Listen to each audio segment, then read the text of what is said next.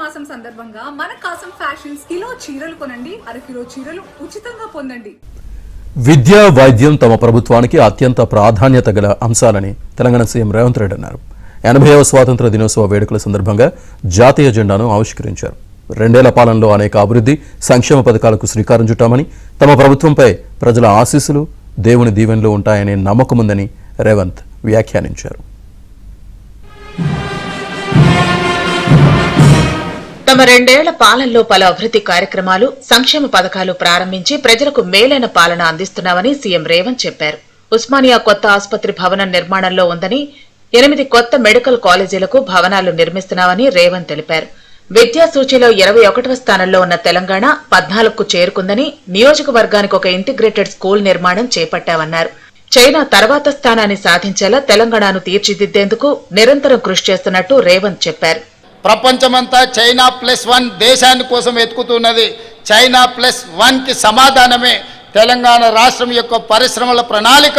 ఈ ప్రణాళికలో భాగంగా రాష్ట్ర ప్రభుత్వం చేస్తున్న ప్రయత్నాలకు ప్రజలతో పాటు ప్రభుత్వ అధికారులతో పాటు ప్రకృతి దేవుడి ఆశీర్వాదం కూడా ఉండాలి. మీ అందరి సహకారంతో తెలంగాణ రాష్ట్రాన్ని ప్రపంచంతోనే పోటీ పడే విధంగా ముందుకు నడిపించే సంకల్పం, మానవ ప్రయత్నానికి దైవ సంకల్పం కూడా తోడైతే తప్పకుండా విజయం సాధిస్తామని భావిస్తూ హైదరాబాద్ తెలంగాణ భవన్లో బీఆర్ఎస్ నేత కేటీఆర్ జాతీయ జెండాను ఎగురవేశారు. అనంతరం పార్టీ శ్రేణులతో నిర్వహించిన ప్రత్యేక సమావేశంలో కాంగ్రెస్, బీజేపీలపై తీవ్రస్థాయిలో విమర్శలు చేశారు. సబ్కా సాత్ సబ్కా వికాస్ అంటూనే రాష్ట్రాలకు కేంద్రం సహకారం అందించకపోవడం ఏంటని కేటీఆర్ ప్రశ్నించారు. హైదరాబాద్ మెట్రో 2వ దశకు ఎందుకు అనుమతి ఇవ్వలేదని కేంద్రాన్ని నిలదీశారు. 28 ఇంజన్లున్నాయి దేశంలో, 28 రాష్ట్రాలున్నాయి. 28 ఇంజన్లు ఎక్కడికక్కడ గట్టిగా ఛార్జ్ అయ్యి గట్టిగా ఉరికితే, ఒక ఇంజన్ ఇంకో ఇంజన్తో పోటీ పడి ఉరికితే అప్పుడు దేశం ఉరుకుతుంది. కానీ డబుల్ ఇంజన్, ఇక్కడ కేసీఆర్ ఉంటే మేము సపోర్ట్ చేయం, మా ఖిలాఫ్ ఉంటే మేము కేసులు పెడతాం, మా ఖిలాఫ్ ఉంటే జైళ్ళలో పెడతాం, మా ఖిలాఫ్ ఉంటే సతాయిస్తాం, దేశం ఎక్కడైనా పోని, రాష్ట్రం గంగలో పోని, మీరు అడిగింది ఇయ్యం. నేను అడుగుతున్నా ఇవాళ కేంద్ర ప్రభుత్వాన్ని, హైదరాబాద్ మెట్రో మీరు పర్మిషన్ ఇయ్యరు. అందరూ బాగుండాలని కోరుకోవాలి, కానీ సబ్కా సాత్ సబ్కా వికాస్ అంటాడు. ఏది సబ్కా సాత్ సబ్కా వికాస్? ఏది నీ పరిపాలన లేని, నీతో అలైన్ కానీ రాష్ట్రాలను వెన్నుపోటు పడవడమే సబ్కా సాత్ సబ్కా వికాసా? ఇదేనా రాజకీయం ఈ దేశంలో ఉండాల్సింది? 80 ఏళ్ల తర్వాత జాతీయ భావన, జాతిని మేమే పొడుస్తున్నాం, ఏదో చేస్తున్నాం అని చెప్పుకునే వాళ్ళు చేయాల్సిన పని ఇది. బీజేపీ రాష్ట్ర కార్యాలయంలో ఆ పార్టీ రాష్ట్ర అధ్యక్షుడు రామచంద్రరావు జాతీయ జెండాను ఆవిష్కరించారు. ఈ సందర్భంగా ఇండియా కూటమిపై విమర్శలు చేశారు. నీట్ పేపర్ లీకేజీలపై ఆందోళనలు చేసిన కాంగ్రెస్, జార్ఖండ్ విషయంలో ఎందుకు మాట్లాడటం లేదని రామచంద్రరావు ప్రశ్నించారు. గత ప్రభుత్వం 4.5 కోట్లు అప్పుల్లో తోసిన తెలంగాణ, ఈ ప్రభుత్వం వచ్చిన తర్వాత 2.5 సంవత్సరాలు 2 కోట్ల పైగా అప్పుల్లో, 2 లక్షల కోట్లకు పైగా వారు అప్పుల్లో తోచడం జరిగింది. ఒక డెట్ ట్రాప్ తెలంగాణ, ఒక అప్పుల్లో ఊబిలో పడినటువంటి తెలంగాణ. ఈరోజు అటువంటి పరిస్థితిలో ఉన్నటువంటి తెలంగాణ, ఈరోజు ప్రజలు అల్లాడిపోతా ఉన్నారు.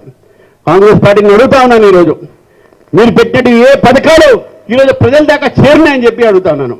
ఇందిరమ్మ ఇళ్ళు మాట్లాడుతూ ఉన్నారు, మహాలక్ష్మి స్కీమ్ మాట్లాడుతూ ఉన్నారు. ఈరోజు మీరు పెట్టేటటువంటి ఒక ఏదైతే ఉజ్వల గ్యాస్ గురించి మాట్లాడితే, ఉజ్వల కనెక్షన్ ఇచ్చిందే కేంద్ర ప్రభుత్వం.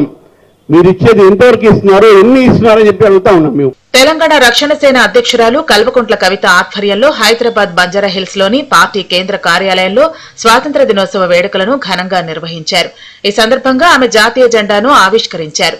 భారతదేశ స్వాతంత్ర చరిత్రపై ప్రతి ఒక్కరికి అవగాహన ఉండాలని, బ్రిటిష్ పాలనలో ఎదుర్కొన్న కష్టాలు నేటి తరానికి తల్లిదండ్రులు చెప్పాలన్నారు. బ్రిటిష్ వారి విభజించి పాలించే కుట్రలు, వారి పాలనలో జరిగిన దారుణాల గురించి పూర్తి స్థాయిలో తెలియాల్సిన అవసరం ఉందని కవిత తెలిపారు. మన దగ్గర ఆల్రెడీ ఉన్న కుల వ్యవస్థను ఇంకా పెంచి పోషించేందుకు ఆనాడు బ్రిటిష్ వాళ్ళు చట్టాలు చేసింది. ఆ చట్టాలను మనం ఇంకా మార్చుకోలేకపోతున్నాం.